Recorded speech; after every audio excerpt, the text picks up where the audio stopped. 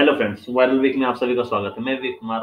आज आप सभी सीएससी वाले भाइयों के लिए बहुत ही इम्पोर्टेंट वीडियो बनाने जा रहा हूं और इस वीडियो में मैं आपको बताऊंगा कि जो आईटीआर में फॉर्म्स के डिवाइड किए गए आईटीआर 1 सहज, आईटीआर 2, आईटीआर 3, आईटीआर 4 जो आईटीआर के वेरियस फॉर्म्स होते हैं उनके बारे में कंप्लीट डिटेल बताने जा रहा हूँ 2022-23 के लिए। क्योंकि बहुत सारे सीएससी वाले भाइयों को क्या होता है कि टैक्स रिडक्शन हो जाता है और उनका जैसे वो सीएसपी चलाते हैं, आईसीसी बैंक का हो, एक्सिस बैंक का हो, एसबीआई का हो, कोई भी बैंक का हो, वो सीएसपी चला रहा है, उनका टैक्स डिडक्शन हेवी अमाउंट में हो जाता है। फिर उनको परेशानी होती है वो उसका रिफंड कैसे लें, कैसे फाइल करें, ना करें। और उसके चक्कर में क्या होता है कि वो दूसरे तीसरे व्यक्ति के चक्कर में पड़ जाते हैं। वहां पे उनको 500, 1000 रुपए, 2000 रुपए, कभी कभी तो 3-3000 रुपए तक का पेमेंट करना पड़ता है अपना रिफंड लेने के लिए। और कई बार अपना वो रिफंड फाइल भी करते हैं तो उसमें कुछ ना कुछ प्रॉब्लम हो जाती है। तो ये वीडियो पूरा ध्यान से देखिए। प्लस ये एक वीडियो में कंप्लीट नहीं होने वाला है, इसके साथ ही मैं आपको अराउंड राउंड 3 से 4 वीडियो बना के दूंगा। तो उसमें आपका पूरा सारा डाउट्स क्लियर हो जाएगा और आप इतने एलिजिबल हो जाएंगे कि आप खुद अपना आईटीआर फाइल कर सकते हैं। किसी के भरोसे आपको बैठने की जरूरत नहीं पड़ेगी। इनफैक्ट आप खुद अपना चेक कर सकते हैं आपका कितना टैक्स कटा है और आपका कितना रिफंड बनता है, यानी आपके अकाउंट में कितना पैसा आएगा, वो ब्याज के साथ आएगा या फिर बिना ब्याज के आएगा, सब कुछ आपको पता चलेगा। लेकिन जो ये 4 से 5 वीडियोस की सीरीज होगी, आपको ये पांचों वीडियोस कंप्लीट देखना होगा। आज का जो मेन टॉपिक है वो ये है कि आईटीआर 1 किसके लिए है, आईटीआर 2 किसके लिए, आईटीआर 3, आईटीआर 4। ये जो 4 टाइप के आईटीआर के फॉर्म्स होते हैं, इनमें से सीएससी बीएलएस के लिए कौन सा आईटीआर फाइल करना होगा। प्लस जो उससे मान के चलिए कि आप इससे इनकम करना चाहते हैं, ठीक है, तो आपको इसके बारे में जानकारी होनी चाहिए, तभी तो आप इससे इनकम कर पाएंगे। तो आप इंडिविजुअल किसी सैलराइड पर्सन है, बिजनेस प्रोफेशनल, उनका आईटीआर किस तरह से आप फाइल करेंगे तो वो पूरा मैं इस वीडियो में कवर करने वाला हूँ। चलिए वीडियो स्टार्ट करते हैं। सबसे पहले बात करते हैं सैलराइड इंडिविजुअल्स की। सैलराइड इंडिविजुअल्स मतलब वो लोग जिनकी सैलरी आती है, ठीक है। तो जो लोग सैलरी जिनकी आ रही है तो वो आईटीआर में किस तरह से फाइल करेंगे वो मैं आपको दिखाता हूँ। तो एक आपने देखा होगा जब आप आईटीआर फाइल करने जाते हैं नए वेबसाइट पे, तो वहाँ पे आपको पूछा जाता है कि आप किस टाइप का, किस आईटीआर के किस फॉर्म को फिलअप करना चाहते हैं। वहाँ आपको 4 ऑप्शन आता है, आईटीआर 1, आईटीआर 2, आईटीआर 3, आईटीआर 4। तो आपको ध्यान रखना है कि आईटीआर 1 जो है वो सहज फॉर्म होता है। ये सिर्फ और सिर्फ इंडिविजुअल व्यक्ति के लिए एप्लीकेबल है। इंडिविजुअल मतलब एक सिंगल व्यक्ति जो जिसकी इनकम जो है वो सैलरी से हो रही हो, पेंशन से हो रही हो, या फिर एक हाउस या प्रॉपर्टी हो जिससे उनकी इनकम आ रही हो, और या फिर उनका जो सोर्स ऑफ इनकम है वो कुछ अलग हो, जैसे इंटरेस्ट हो, यानी कि ब्याज से उनकी इनकम आ रही हो, फैमिली का जो पेंशन है वो उस पेंशन से उनकी इनकम चल रही हो, या फिर आपने कोई शेयर खरीद रखा है इंडिविजुअल अपने नाम पे और उसमें आपको डिविडेंड का इनकम मिल रहा है। क्योंकि बहुत सारे शेयर्स होते हैं आपके पास, मान के चलिए 10,000 शेयर्स रिलायंस का है जो कि आपको 25 से 30 रुपए या 60 रुपए का डिविडेंड दे रही है साल में। तो 10,000 शेयर से इंटू आप 60 कर लीजिए तो वो आपका 6 लाख के आसपास इनकम हो जाता है सालाना। तो उस तरह का कुछ इनकम हो, या फिर आपका एग्रीकल्चर इनकम है जो कि 5,000 रुपए से 5,000 रुपए तक है, तो फिर आप आईटीआर 1 फाइल करेंगे। ध्यान से सुन लीजिएगा क्योंकि फिर बाद में आपको ये कंफ्यूजन नहीं होना चाहिए कि आईटीआर 1 किस कौन भरेगा। अब ये मैंने बता दिया कि आईटीआर 1 कौन भरेगा। अब आईटीआर 1 किसके लिए एप्लीकेबल नहीं है वो भी आप सुन लीजिए।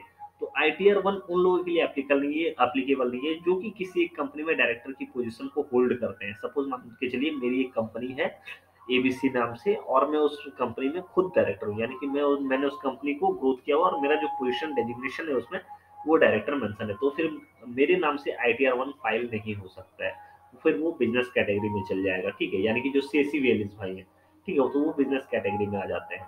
उसके अलावा आईटीआर 1 वो लोग नहीं भर सकते हैं जो कि has held any unlisted equity shares at any time during the previous year, यानी कोई अनलिस्टेड इक्विटी शेयर्स जिनके नाम पे हो लास्ट ईयर में, तो वो लोग आईटीआर 1 फाइल नहीं कर सकते हैं।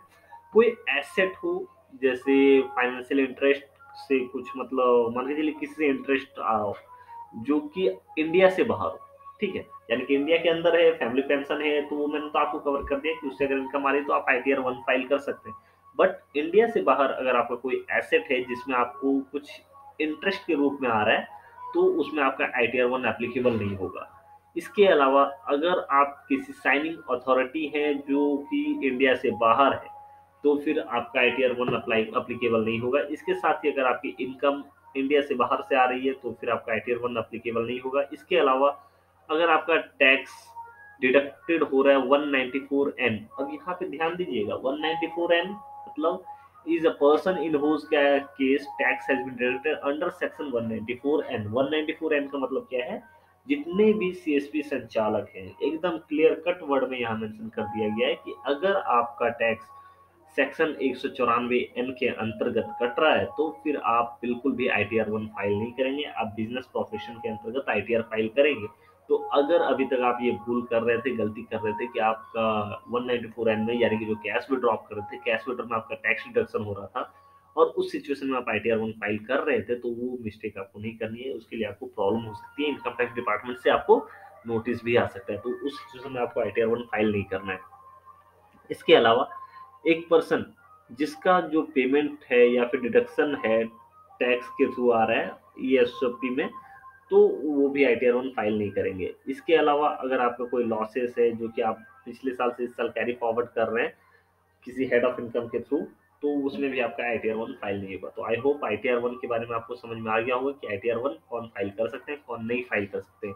लेकिन अगर आपको इसके अलावा भी कोई डाउट हो, तो प्लीज़ आप मुझे कमेंट बॉक्स में कमेंट करके पूछ लीजिएगा, मैं डेफिनिटली आपकी हेल्प करूँगा। अब चलिए बात करते हैं आईटीआर 2 किन-के लिए एप्लीकेबल है। तो आईटीआर 2 जो एप्लीकेबल है वो इंडिविजुअल पर्सन्स के लिए है और हिंदू अनडिवाइडेड फैमिलीज़ के लिए। हिंदू अनडिवाइडेड फैमिली एक सेक्शन होता है जिसके ऊपर मैं अलग वीडियो बनाऊँगा जिसमें आपको समझ में आ जाएगा ये क्या चीज़ है।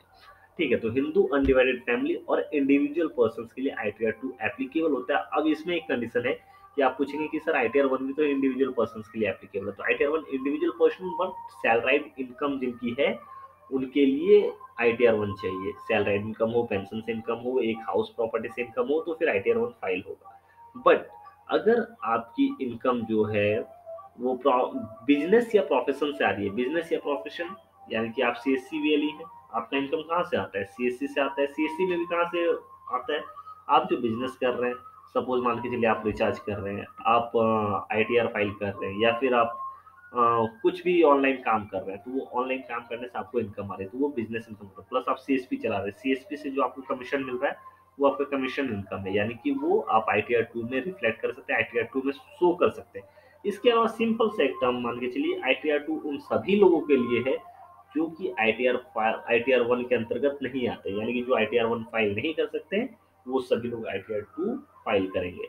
अब बात करते हैं आईटीआर 3। आईटीआर 2 सबसे सिंपल था इसलिए मैंने सिंपल वर्ड में आपको बता दिया। आईटीआर 3 किन लोगों के लिए? तो ये भी individual and Hindu undivided family के लिए, बट जिनकी इनकम जो है having income under the head profits and gains of business और प्रोफेशन। अब यहाँ पे एक ट्रिक है, मैं वो ट्रिक आपको बताता हूँ क्या है।